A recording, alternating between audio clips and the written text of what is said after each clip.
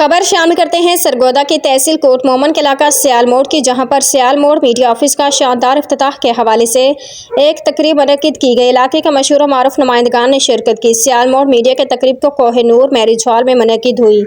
सियाल मोड़ media office के इफ्तिताह के लिए खसूसी दावत जनाब इज्जत माफ मलिक राशिद अली साहब CEO 117 न्यूज़ दी गई। मलिक राशिद अली साहब के इस्तकबाल के लिए फूलों की पत्तियां निछावर की गई। मलिक राशिद अली ने तकरीब करते हुए कहा कि हमारी जिस जगह भी ज़रूरत पड़ेगी इंशाल्लाह हर लम्हा आपकी खिदमत में हाजिर रहूँगा।